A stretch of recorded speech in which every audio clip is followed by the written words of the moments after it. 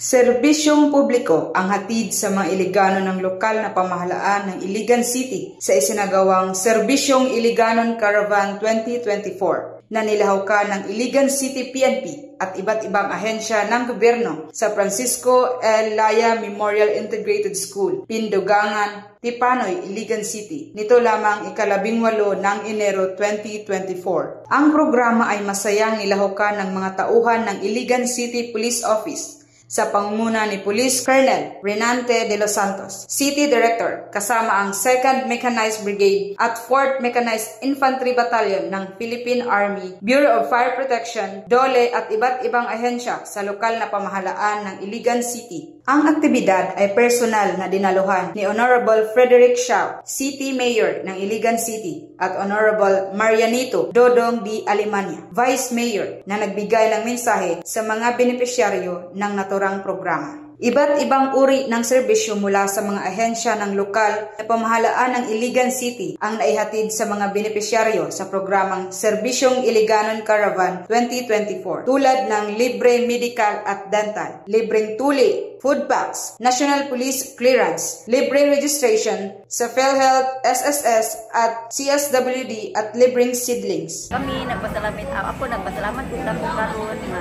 naabot ang karavan. Kaya kami nagpinahanglan sa masahe sa salamat nga nalibre mi o check up dayon hatagan mi og tambal. Salamat kayo sa aton show of support.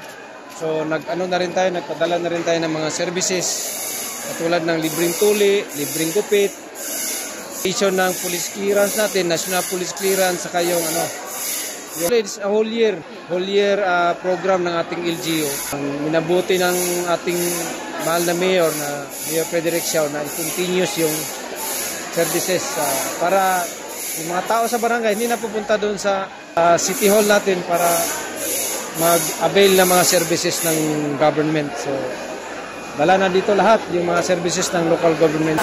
Mula dito sa Francisco Laya Memorial Integrated School, Pindugangan, Tipanoy, Iligan City.